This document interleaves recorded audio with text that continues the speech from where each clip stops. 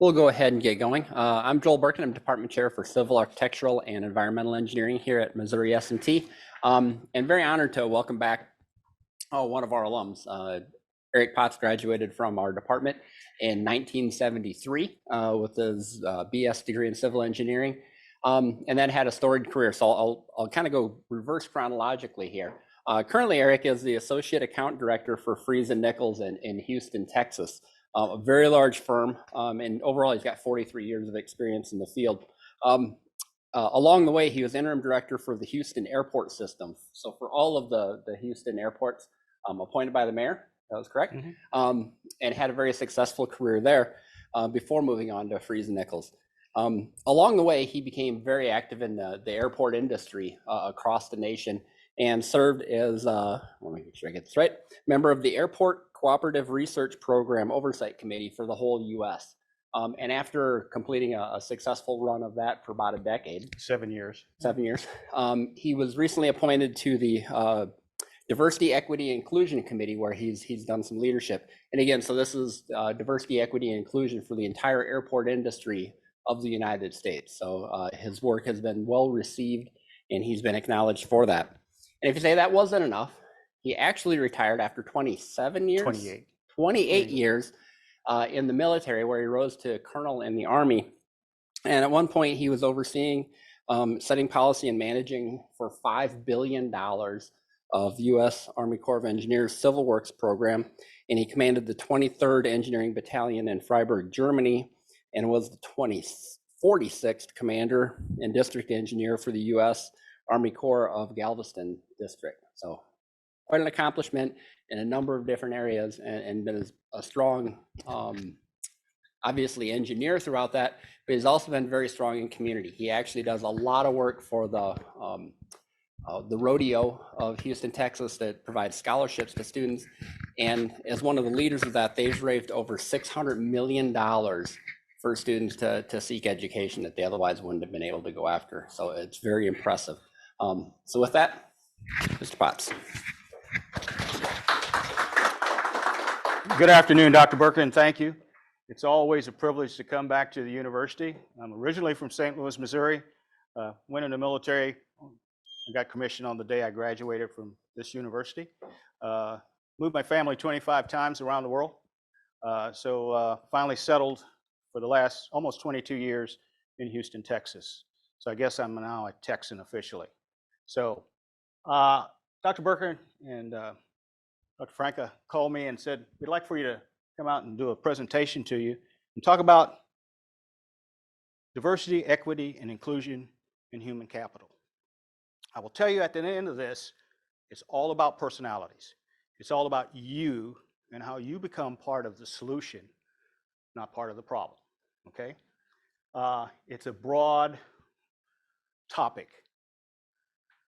But I will tell you that all of us are going to walk through or have walked through the door of opportunity. The question is, did you close that door when you came through it, or did you help somebody else through it? Now, I not only like to start all of my presentations when I come back, that all of us have somebody in our life that has been a teacher, mentor, and a coach. 2 men at this university, other than my parents who made the sacrifice to get me here, these 2 guys played an active role in my university days and my life after the university. Charlie Finley, track coach who got me here, and Professor Jerry Bayless. So somewhere there's going to be a professor that touches your heart, or some administrator or somebody. Don't forget them on your path going forward. So the objectives of this afternoon is kind of to talk about DEI, diversity, equity, and inclusion. You can add social justice to that because that's been recently added to the whole picture. Talk about the challenges of unconscious bias, and we all have it, okay? Discuss direct and indirect barriers to building human capital. We are all part of that. Right now, the industry, the country, our businesses are all dealing with this and trying to find the right people to come work for us. And try to identify some best practices. And it's different for everybody. And I'm going to try to hopefully prove that to you. So, would everybody agree that these are the definitions of diversity, equity, and inclusion? Fairly simple. But by the end of this, I'm going to show you how really complex the definition is. Secondly, the struggle that companies, trade organizations go through to define this at the beginning of their journey through understanding diversity, equity, and inclusion. Okay? So keep that kind of in the back of your mind. Remember this small definition. Okay.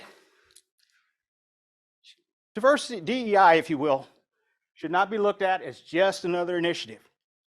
I call it should become part of your DNA. You should live it. You should understand that it's part of human nature. Being able to treat one another with respect, treat one another, and just say, give others a chance. And we'll talk about bringing other people to the table. Companies right now are transitioning. And the business world is, I go through what I call mental gymnastics to try to understand how we get our firms, how we get our companies, how we get our universities to understand how to deal with this question. And I will tell you, this question is not new. This has been going on for decades of how to integrate others into the game, if you will. So here's some engineering associations. I happen to have the privilege of working with a lady who was the past chair of the NSPE. She works for our firm. She's very active in the Society of Women Engineers, the National Association of Black Engineers, and the Society of Hispanic Professional Engineers.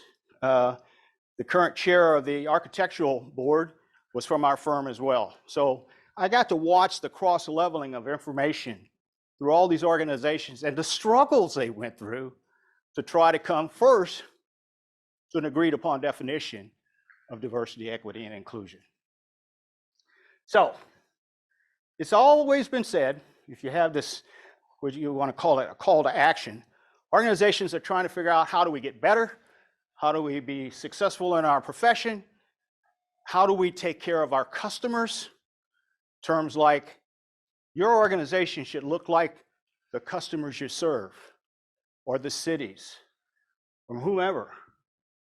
And I'll tell you that they're saying that if you have diversity of thought, you can do better financially.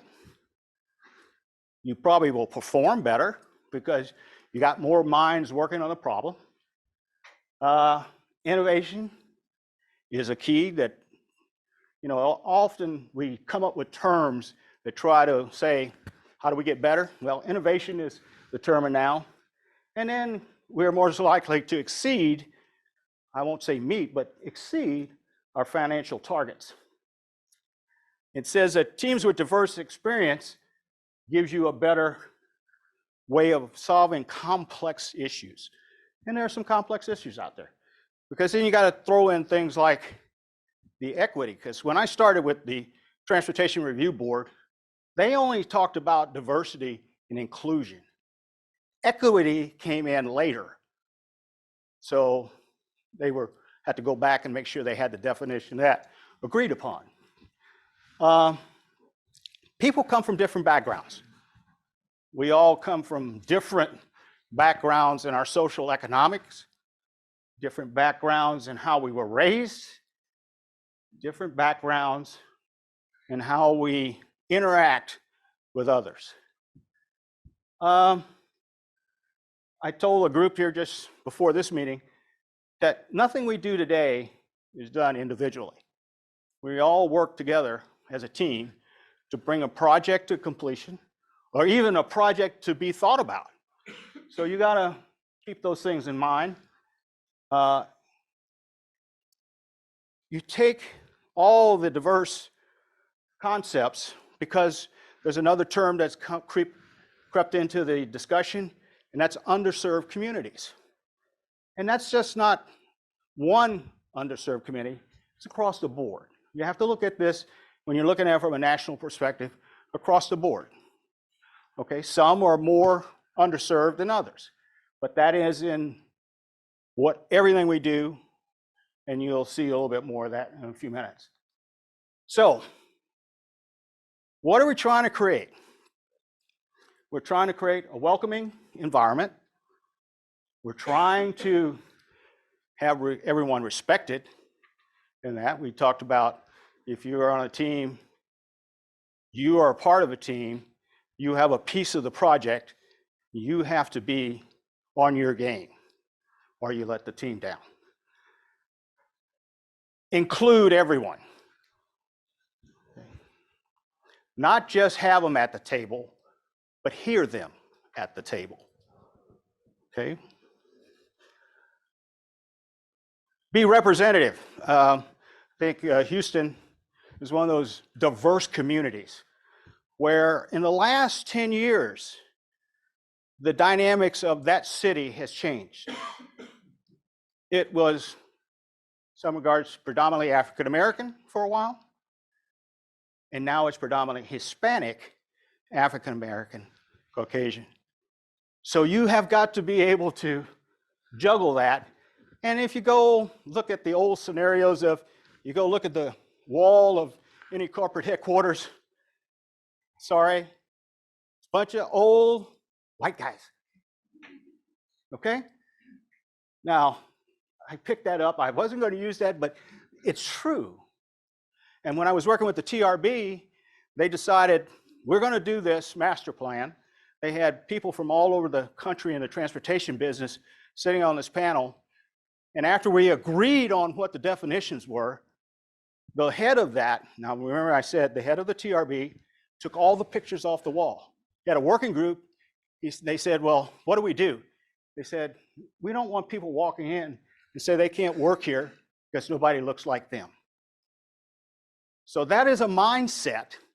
It doesn't have to be the way it is. So he took the pictures, put them on the second floor. They're up, but you don't see them when you walk in the door. At home and engaged. You want people to be productive in everything they do. That's the team. And represent the public we serve. Remember I said that earlier. That is becoming more and more in contractual arrangements. They want to know, are you hiring minority subs? That's across the board. When I grew up, I would tell you that a lot of things were considered to be more black and white. Now it's multicultural, and females aren't one group. So you got to consider all that when you're going in, and I heard a weird one the other day where one of the contracts, they went into the interview session, one firm had a group that spoke all Spanish, everything from the project manager on down. The other group, sparsely. Who do you think got the job? It was a Hispanic community. The whole Hispanic speaking group got the job. So we're going to be dealing with things like that going through. Now, I picked the ladies' organization because the young lady that is a principal and the past chair of NSPE is passionate about this, is that we're not producing enough engineers, females, or minorities, if you will, to come in to fill some of these positions. So this is just some statistical things. And so I tell people, you got to understand the history to understand the issue. Okay? And so it kind of relates here. These are 2017 statistics. They take these periodically over time. But if you take a look at Latinos, Blacks or African Americans, American Indians, Alaska Natives, Asian Pacific, white, women, and there are other groups that even aren't on the chart that they're still trying to figure out how to deal with, to include veterans. Because if they have goals set that they want to try to meet on contracts, they are a separate category. And if you give something to a veteran, you take something away from another group. So it's interesting how that dynamic is being looked at. So this is just some more statistics. About 21.3% of the total bachelor's degrees awarded in all these disciplines, and you see where all the females are. Heavy in the environmental side. We need some more in the civil, but they are spread out, but we just need to, that's why STEM is important to the program. Now, how biases affect all of us.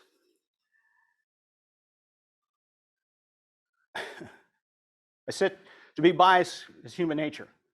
We all have something that we don't like, right? It could be, I don't like Brussels sprouts, or I don't like to work with certain groups. We're at a time now where I think we have to think past that and look at people who are qualified and capable of doing their jobs. Our unintentional and outside of our awareness zone, I call those unintended consequences. When you're trying to fix one category in today's environment, you're probably going to leave somebody out.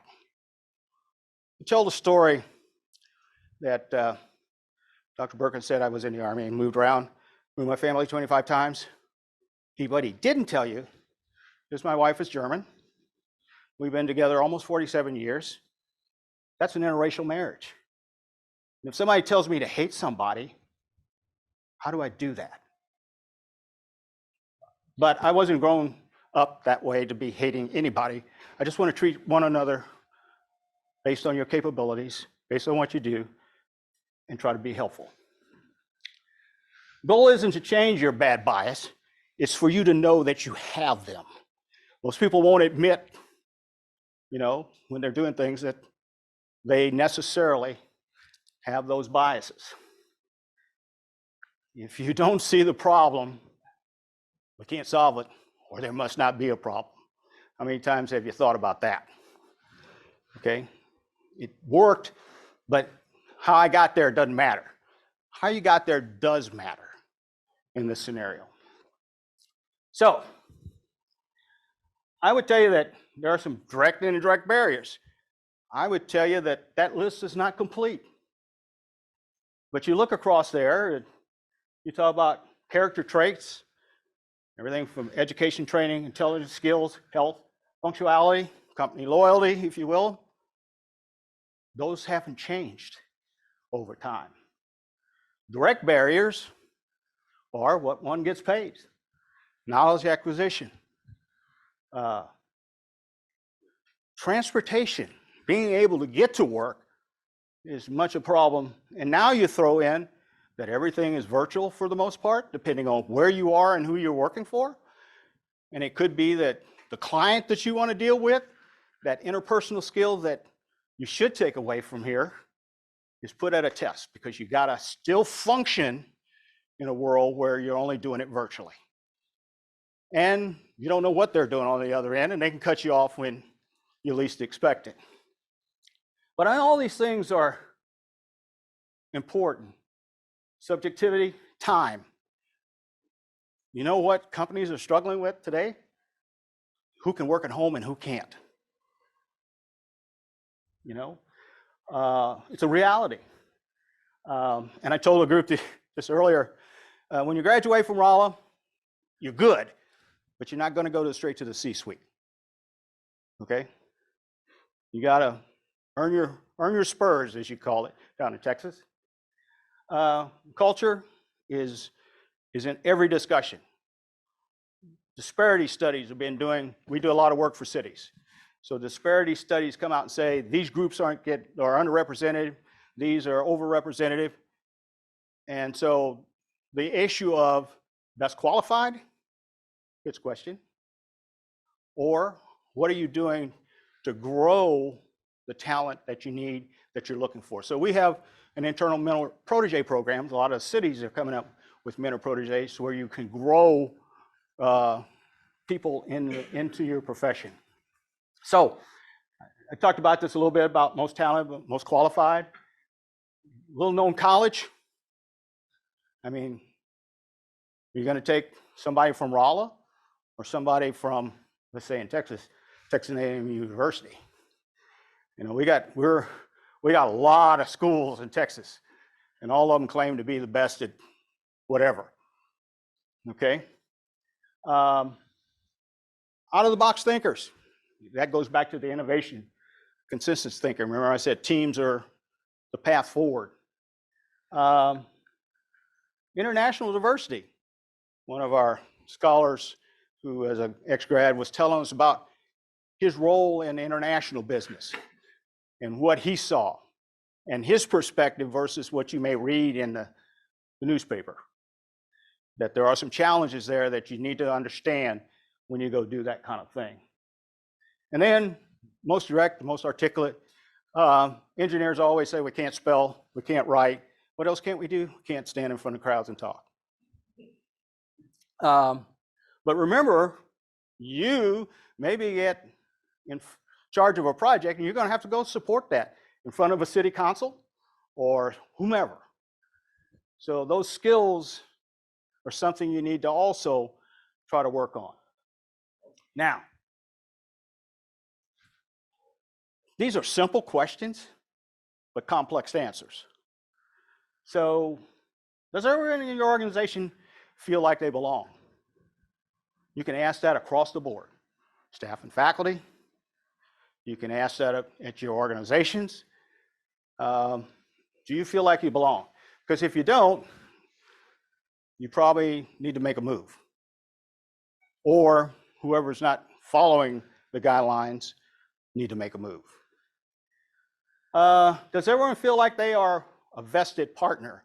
That's the old adage. I heard there's a lady who is the chief operating officer for the Dallas Mavericks. She's African American. She was brought in to right the ship of their organization.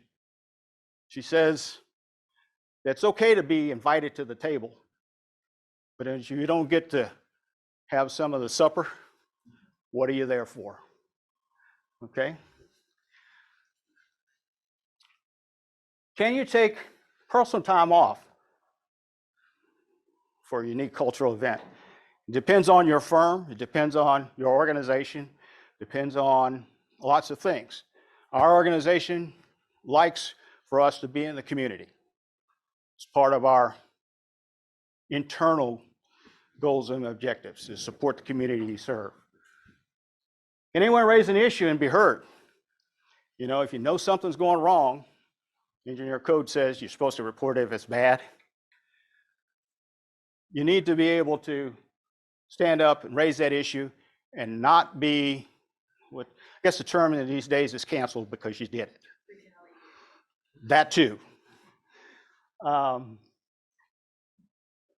Is everyone's workspace accommodated? In today's environment, we have to make sure that everybody can come to the table. So don't forget those things. The last one here I always thought was neat because a friend of mine who used to be an FAA administrator said, think of this one. Can anyone in the firm compete against the CEO's daughter? So I use the example, our firm picked a new CEO, president CEO. There are 8 candidates on the list, all internal candidates. One of the candidates had the name of the individual on the shingle. He didn't get the job. But the selected candidate did one thing. He says, all of the 7 of you guys and gals were professionals that were capable to be in this group. I want you to work for me. Here's what I need you to do. They all accepted. An interesting dynamic. Hadn't seen that play out before, but it worked. So let's talk about a few best practices. You got to be aware. You got to educate yourself. This is a thought process that you really need to sit down and understand the struggles and the issues. and why the issues are the way they are. And then figure out how you can help get through those. Accept responsibility. It's okay to make a mistake. Hopefully that you don't get canned because you made a mistake. But that's how you learn. If you learn from the mistake, then you're better off for it. And take action. We'll talk about that in just a second. In today's environment, we need to learn about what's going on in the world. We need to learn about a rational manner of going about getting things done. Collectively, minds are better. There's always one smarter guy or gal in the room, but make sure that you all have come together and agreed on that course of action. We like to say, change who sits at the table. Multicultural, I mean, we got a firm that's about 1,000 folks. We're in our 128th year of existence, so it's obvious that we haven't done a lot of things wrong, but we've got some things that we're working on. But at the same time, we're diverse, and we're trying to get more diverse. And I think that's the struggle that all firms are going through right now. The comment came up during one of the sessions that I've been in that talked about engineers as people-based profession, not just technical. So you got to understand the communities that you're going into and understand that you may not have the best idea, that you might want to listen to the community that says this will work and this won't work, and try to make that part of the execution plan that you come up with. Educate yourself, I said that. Seek to understand the points of view. Everybody, like I said, comes to the table with their biases or how they grew up, how they tried to understand what the world had to offer them or not offer them. And so you just have to try to work on that. Challenge your own unconscious bias. You'd be surprised how many people lived in small communities and never saw an African American.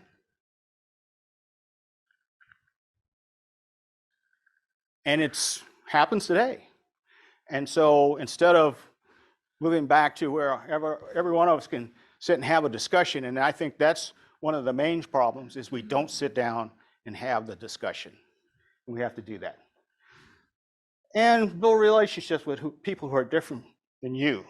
Tell you, Dr. Birkin talked about me working with rodeo. I walked in there, and I was the only African American in the room. Not because there weren't African Americans, but they had a group called the Black Heritage Committee. I chose another route. Okay? Ensure that direct support is coming from the executive leadership. If the leaders aren't listening, this won't work. What you do won't work. You got to have processes and procedures that build on diversity, equity, inclusion. Review your policies. We put together a whole committee that took a year just looking at policies, looking at how we hire, looking at how we interrelate with one another. Remember, I told you, we're a 127-year-old company. Didn't start out diverse, but it's grown. Define what is acceptable. Create a plan and identify milestones. This is not going to happen overnight. Everybody wants it to happen overnight, but it won't if you're not careful. And in some cases, firms have even involved outside experts. So you got to understand the nature of the problem in your organization or whatever you're trying to fix. Track your staff. Make sure that the opportunities are open for everyone. Okay? Compare rates of retention. Right now, it's interesting in the dynamic in the business world in that companies are looking for talent over here at another company because they have a vacancy they need to fill over here. And so when they're done with that job over there, if they got nothing, they jump. So keep that in mind as you go through this. recruitment strategies, one of them is get tied into your universities, get tied into historically black colleges, and that's where your talent pool is coming. Folks in this room, the next generation. And they're looking for a direct correlation of the culture of the firm. You know, I tell young folks that if you're in school and you get a chance, go work a summer job at a firm, go work a summer job at a different firm, and then try to compare. Which one do you like? Which one has a value system that meets with what you're trying to get to? And that's part of your growing process, part of your education process. Build your leadership pipeline. I told the group before this is, I look at engineers in two ways. There's the muddy boot guys and gals. That's all they want to do. They don't want to have anything to do with this leadership thing, because then I got to deal with other people's problems. And there's folks that don't want to do that because they can't take care of their own problems. So keep that in mind, that there's training. And I tell folks that when they come out of school, look, just go get your feet muddy, get technically proficient. People will see what you're doing. Don't worry about getting to the C-suite. If you're destined to do that, they'll find you a way to get there. Let them help you. So I'm going to conclude here with this. Remember I said I worked a little bit with the Transportation Review Board. Remember that earlier definition I put up of diversity, equity, inclusion? This is what was agreed upon for the Transportation Review Board. Doesn't look anything like what I showed you earlier, does it? But look at the context of it. Not limited to race, language, sexual orientation, age, culture, social economic status, gender, religion, perspective, ability, and experience. And we probably missed something. That's the problem. And if you take any of those other organizations I put up there earlier, they all struggled and they're slightly different in their definition.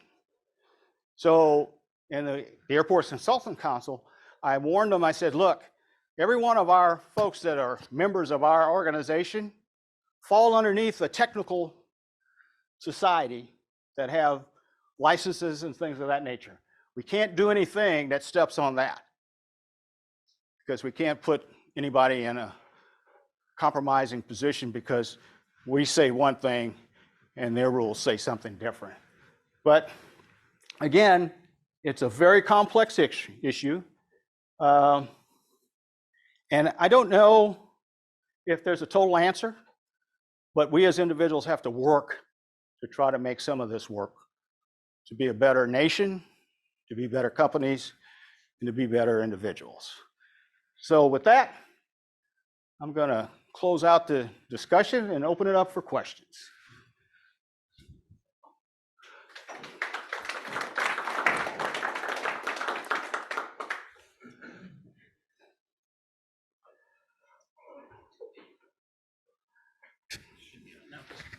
Yeah. So thank you so much. That was excellent. I mean, I learned so much. And I thought I knew those definitions. I did not. Okay. So there is one question in the, I think, Q&A. In the chat? Yeah, Q&A. So we may want to start with that. Joel, can you read that out? I think it was just me asking if there Was it you? Well, why don't you read it out? So No, everyone it was can me answer. asking if there are. No, Q&A, not chat. Got it. Okay. Okay. I gotta get over to it. All right.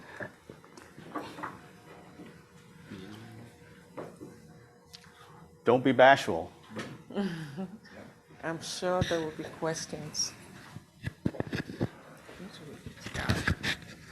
I often see businesses work really hard to recruit minorities and candidates that bring diversity to an organization. However, once the individual is hired, there's often not that much done to retain them and foster their success. Can you address strategies as a business that can help retain individuals once hired? Sure. Let me see if I can address that. Well, one, when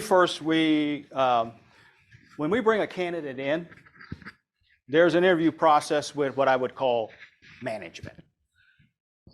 But there's also a process where we have the candidate be interviewed by the people he or she are going to be working with. The beauty of that is if they come back and says they're not a fit, we're done. But they got to have something substantial that says it doesn't fit, because we want the team to know who is going to join the team and that they meet their requirements. So that is one way of trying to sort out who's coming in. Make everybody inclusive in the hiring decision. Now, you're not going to work on salary and all that kind of stuff. That's done at a different level. But the idea is, would this person fit in our group?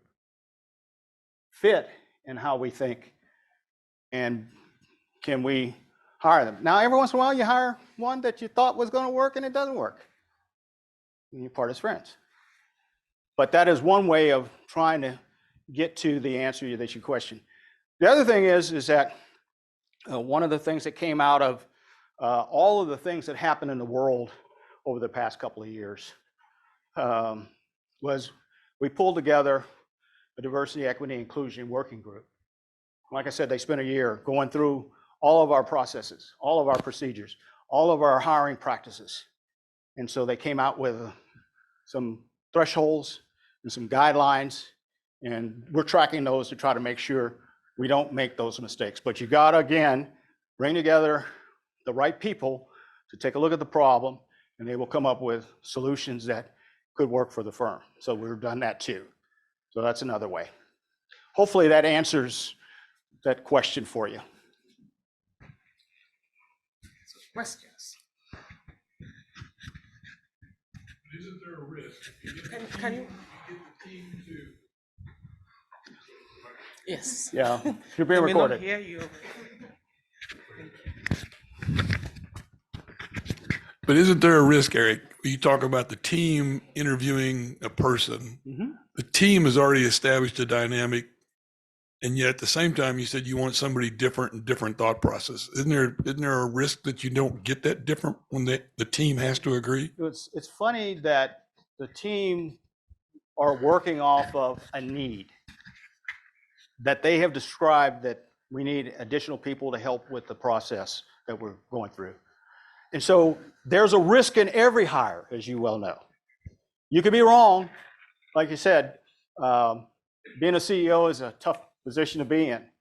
So I would just tell you that no matter what you do, there's a risk of, even after you make the decision, you make the offer and they turn you down because you may not have paid them enough, and because most people today, when they come in to interview with you, probably have 3 more interviews on the table, and they're shopping. Okay, so there's lots of dynamics in that question. Is there a risk? Yes, but at least the team will let us know, because they know how they function.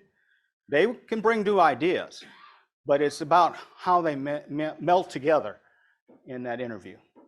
They take them to lunch, and they go out, and they may not even talk about work. So it's just a technique. And yes, there is risk.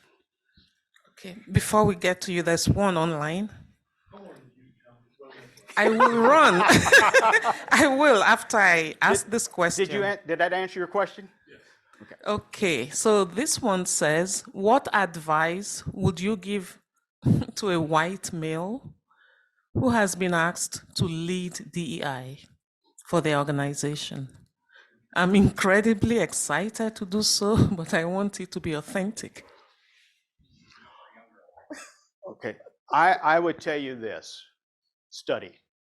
If you are an engineer, go look at some of those organizations that I presented.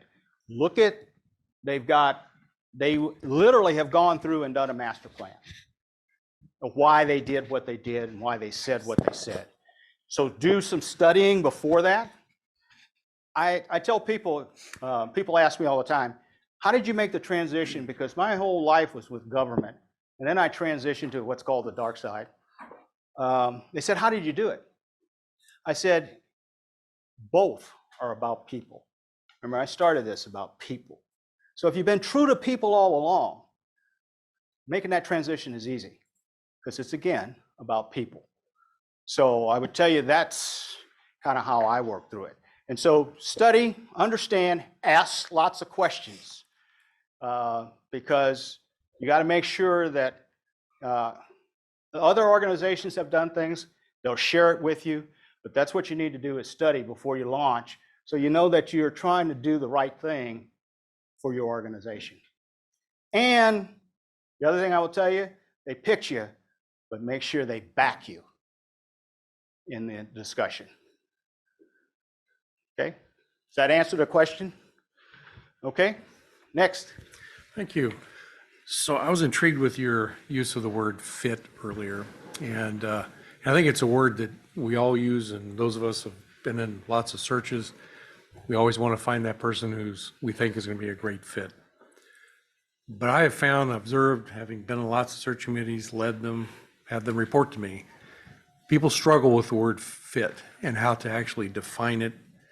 In fact, one of the tools I've used in the past is tell me what you mean by fit to this organization. And I was just curious, because oftentimes it's a metaphor for they look more like me.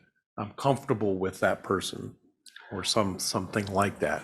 So I'm curious your strategies for how to minimize that definition of fit. Remember, what you have 6 people on the committee, you have 6 definitions coming in the room. Yeah. Okay? So I would tell you that fit to me means that we have a value system. We call it LEADS. If you try to fit it inside the construct of your values and what your mission and goals are, then fit means one thing. If you're just trying to say that he's a fit just for a general purpose, then you'll have that issue because everybody will define it differently. But if you have a value system in your organization and you have goals and objectives you're trying to meet, you'll know. And the other thing in today's modern, social media is a killer. Because, I mean, I'm glad I didn't have it in my day. But people say things on social media, and sometimes that's a detractor from what they do when their selection committee says, well, you know, just like the commercial on the TV, you know, tell me about this. And you go, that's false. Well, but here's a recording that says you said it. So all I'm saying is that fit can mean something if you categorize it, and that's why we use our value system. So if it fits in our value system, then we're good. But every company has a set of values, or at least on the wall, somewhere on the wall, you have a mission statement, you have goals, and you have values. Now, do you live them? If not, you have a hard time answering that question. If you do, then it's not that hard.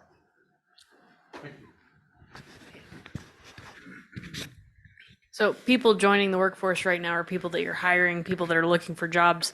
We are currently in an environment that includes 4 generations of working people, from boomers to Gen X to millennials to, well, I'm somewhere between millennial and Gen Z, and then Gen Z. How do we navigate working with individuals who come from vastly different time periods and different ways that they were raised? And my grandpa was born in 1946. Wow. He was the beginning of that generation, and he's still working. So I understand what you're getting at there. But how do we, especially those on the opposite ends of that spectrum, navigate, you know, working with individuals, expressing our ideas when we grew up and learned in very different environments? Yeah, that is a tough question. Okay. I would tell you that the way I've found that we at our firm have tried to look at that is we bring folks on for summer hires. We bring them back during the winter break. Then we'll bring them back again. By the time you're done with us, we know you know us. And if it's a fit, you got a job. Okay. The generational thing is not going to go away. Guys like me are going to be around for a little while. But what I would tell you is that you've got to find how to learn from them. Not all of their, because they're old, things are bad. I mean, we were talking earlier about, do you have slide rules? You know, yeah. I used to stand in a line out here in the library trying to get my punch cards redone when I made an error half the night. So we have to learn how to work together. Your grandfather's still working, you said, right? Independently. Yeah. Okay, independently. A lot of folks these days in the companies, you may retire, but they may call you back to do special projects or whatever. I would tell you that generationally, use those folks as teachers, mentors, and coaches. If they're open, you can have a discussion about what you think might be a better solution. And you'll be surprised if you have that discussion, it may change their mind. Okay? But I would not tell you that historically we should lose that older generation because they got a lot in their heads that they didn't pass on or didn't write down. So I would tell you that you just have to work with them. And look, there are some that don't want to be bothered. I got a guy in our office. He just wants to do his job. He just wants to draw. He wants to design something. Leave me alone. Don't talk to me. I'm afraid of you. But you know what? When he used to speak, he speaks. But what he puts out is good stuff. Okay? So you can learn from him because he may be a little eccentric. You know, why won't he talk to me? I don't know. But again, you just got to understand that in this room, there may be some like that. I know one that doesn't want to be a CEO. But I'm saying that don't lose the generation. History is there for a purpose. Learn from it. Okay? Can I expand on that? Sure. How do we encourage, or how do we get our foot in the door? Because I say this very gently, sometimes our older generations have a hard time seeing younger folks as people who are valuable members of teams. How do we show them that we can be, or that we can grow into those roles?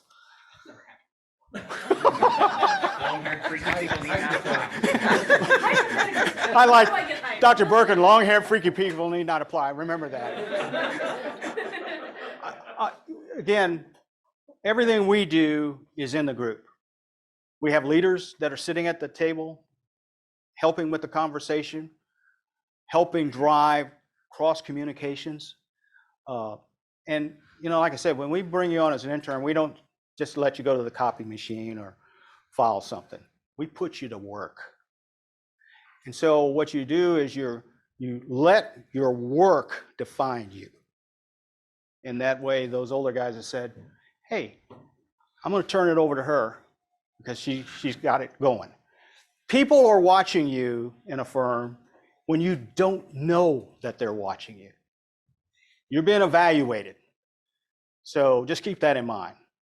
Just keep an open mind. Go in one time, just sit down and talk to them, if they will. And most of the leaders will do that. I mean, I have an open door. They can come see me anytime they want, talk about whatever they want. I mentor about 3 engineers. We have a way we do that so that we can try to help with these kinds of things. So every firm is a little bit different, but go ahead.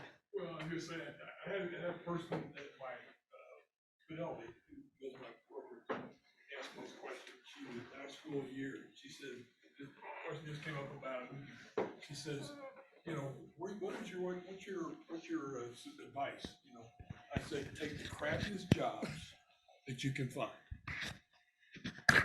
Take the crappiest jobs you can find that nobody wants, because people will notice the fact that you took the crappy job and you notice them. And if they don't notice you, you need to find another company. But the way you get noticed is, from personal standpoint, I went to a place where nobody else wanted to go. It was good experience and great opportunity. So I have a comment. Go ahead. I mean, I look different from most people. I speak differently. Okay, so what I have noticed over the years is, I think part of the solution is respecting other people's views and just giving them benefit of the doubt. Because there are people, we all have unconscious biases. Mm-hmm. There are people who see you and just make an assumption. They don't know what you are capable of doing,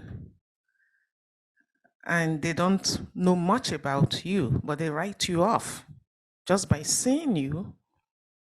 Okay, so with DEI and growing the human capital, I think what is really important also is to respect everybody. Well, That's all I have to say. Well, I don't disagree with that, but I would tell you that if the world was so bad, I wouldn't be where I am today. You wouldn't be where you are today, because somebody along the way saw something in us and gave us a chance.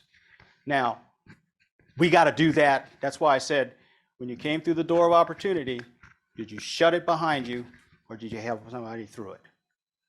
Okay, so I would tell you that I don't disagree with you, but if you get an opportunity, you have to seize the moment. Okay? Yeah, I completely agree with that. There's going to be a lot of opportunities, and like you said, taking the crappy job or showing up for all the aspects creates opportunities, but then you have to make the most of it.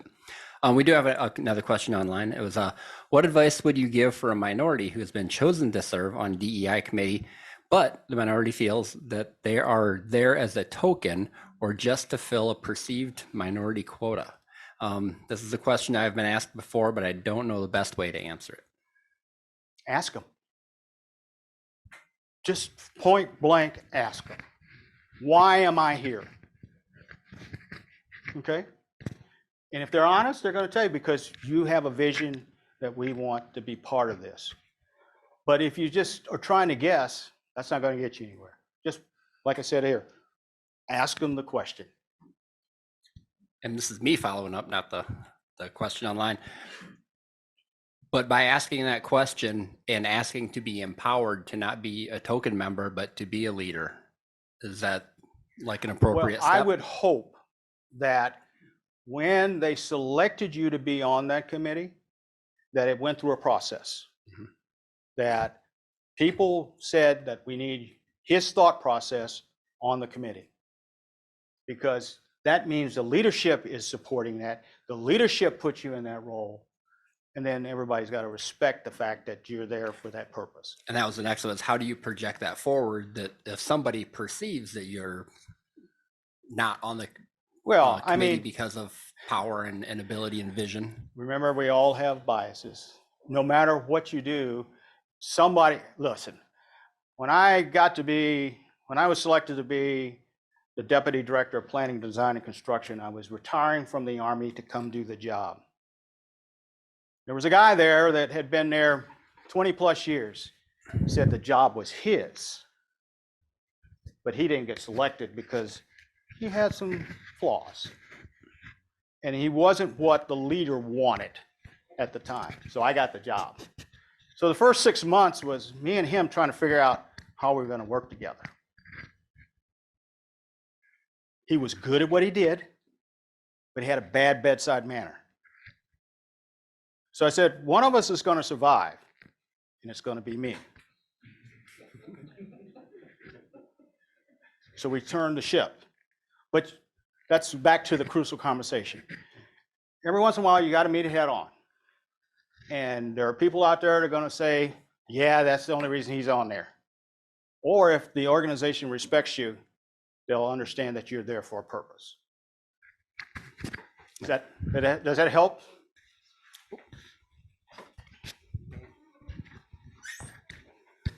Okay. Thank you, sir, for your presentation. And basically, it's one thing to listen to you now when you say all this. So I was wondering how we can bring ourselves to be more conscious of this and be passionate about it so that it can become a part of us. Because I can just come here, listen to this. Tomorrow, I might just go back to being my normal self without realizing that these things exist. But there should be a way to remind ourselves that we should do this so that we can have a better environment for everybody. Well, I think if I remember correctly, you're getting ready to finish your master's degree. You said you hope, and I told you that if hope was in the equation, I questioned whether you were going to finish or not. But let's just say you're going to finish. Do you have a job? Have you been looking for a job? Yeah. You've been looking in the right places for a job. So personally, the question has to do with you.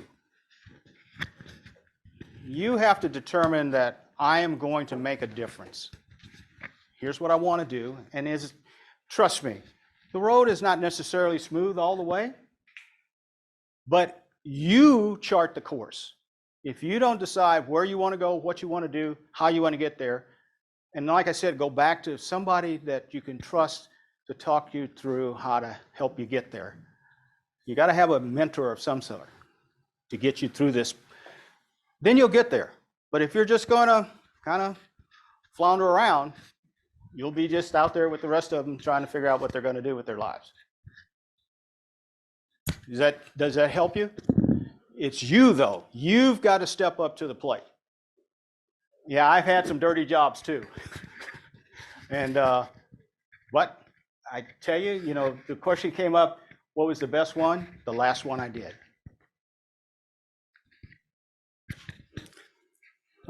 Hopefully a quick question here, but two parts. So first of all, you left this campus more than a couple of years ago. And I'm assuming you didn't have a lot of training on DEI, but now you're leading it nationally for an organization. You probably didn't have a lot of training on how to design, build, operate an airport, but yet you did that as a leader too. So how did you remain relevant and excel so much in your career? And what did you take forward from this institution to get you there? So I will start this way. First of all, yes, I have got more training on DEI. We just called it something different in the Army. I went to one session where the instructor jumped up and he walked over he says, would you like for your daughter to date that African American? See, I was an American Negro when I started out. The Army changed me over time. So I have been going through this. Remember I told you, this is not new.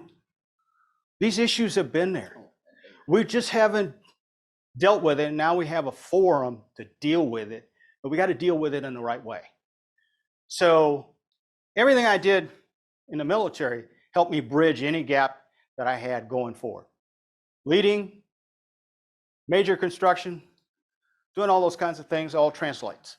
Remember I told you, translating is about people. So you learn how to deal with people, you can learn how to deal in most venues.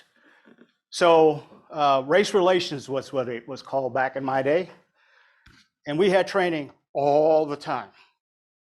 We just called it something different. We've tagged it DEI. We've added social injustice. We've added all the terms that were encapsulated in race relations.